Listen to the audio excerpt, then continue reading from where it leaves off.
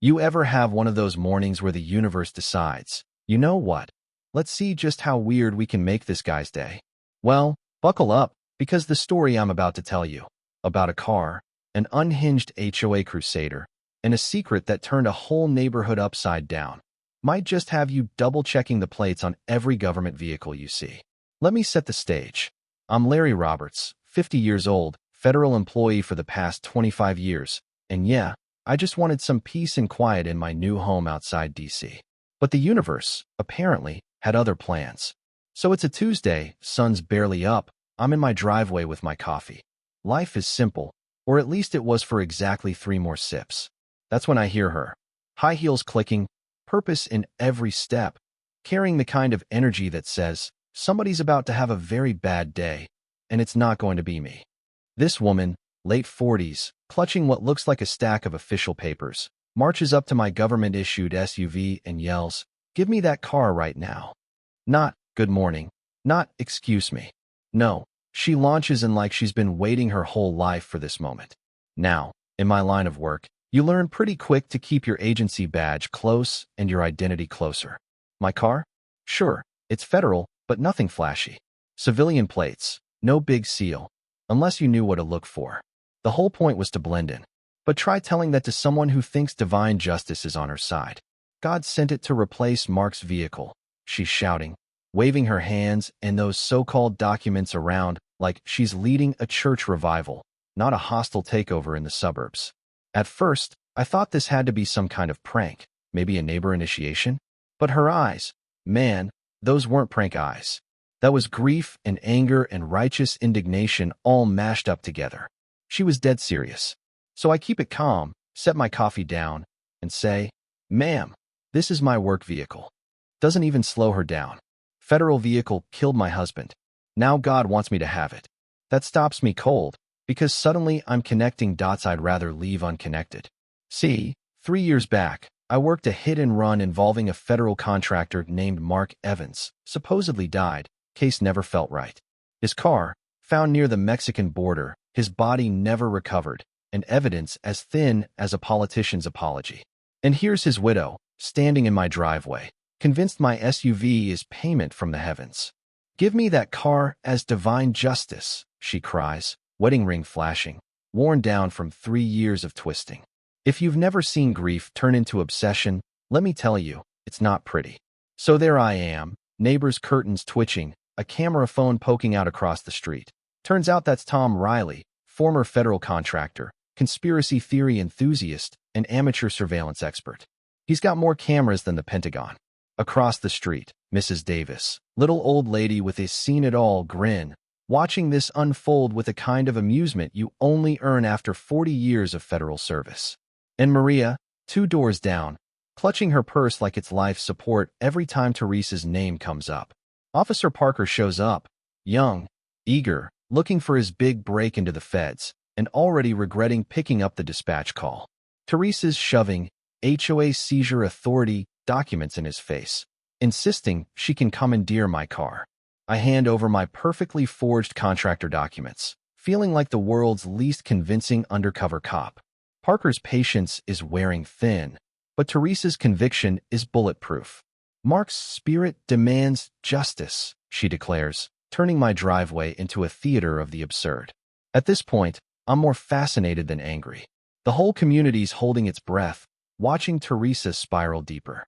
What she didn't know, what nobody knew, was that I had Mark's real case file committed to memory, and the truth about his disappearance would hit her harder than any loss she'd suffered yet. Teresa, bless her unhinged heart, takes things into her own hands. When the law won't back her up, she goes full legal drama, churning out fake HOA documents with enough legalese and biblical verses to confuse a Supreme Court justice.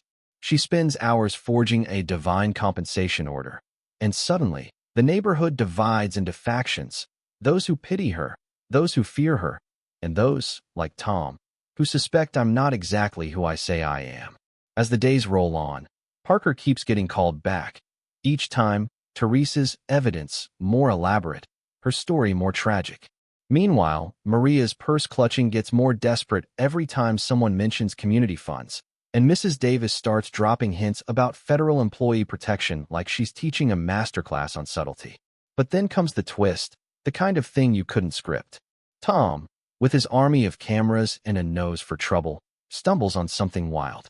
While reviewing footage, he finds out Mark isn't dead at all. Nope, the guy's alive, kicking back in Mexico under the name Marco Valdez, living off stolen contractor money. Tom's left with a moral crisis. Does he tell Teresa the man she's mourning is alive and well, risking her sanity, or keep it quiet and watch her drive herself off a legal cliff? Meanwhile, Teresa's grief-fueled crusade escalates. One night at 3 a.m., caught on Tom's security cam, she's in my driveway with spray paint, scrawling blood debt on my SUV, slashing tires, and whispering prayers to her dead husband.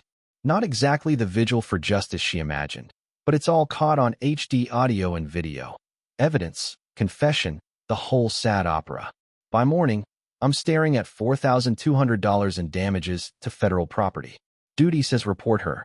Compassion says, this woman's already lost everything but her mind. But rules are rules, and now she's crossed the line into felonies. Still, the neighborhood watches, torn between sympathy and a morbid curiosity for what comes next. That's when Teresa goes full viral. Tom's footage of her vandalism, complete with commentary about her divine mission, blows up in the local message boards, then jumps to social media. Suddenly, everyone's weighing in. Is she a tragic widow or a danger to society? The attention only validates Teresa. She starts planning a property recovery ceremony, hiring a tow truck, prepping for a live-streamed showdown with government corruption. She's convinced she's about to become a hero. But every move she makes just tightens the noose. Every social post is more evidence. Every fake document, every dollar of embezzled community funds, $15,000 in all, adds another charge to her rap sheet. Officer Parker is in way over his head. Maria's sweating bullets. Mrs. Davis is the only one keeping cool, quietly documenting everything. And Tom, he's caught between saving Teresa and detonating her world. The big day arrives, Teresa's divine property recovery event. The street's a circus, folding tables, cameras, media, witnesses, you name it. She's dressed for a funeral or a revolution, crowbar in hand, documents ready. The live stream's blowing up, tens of thousands watching as she marches up to my car, ready to claim her justice. And that's when I make my move. Calmly, for the audience and the record, I announce, you're committing federal crimes right now. The crowd freezes. I show my badge.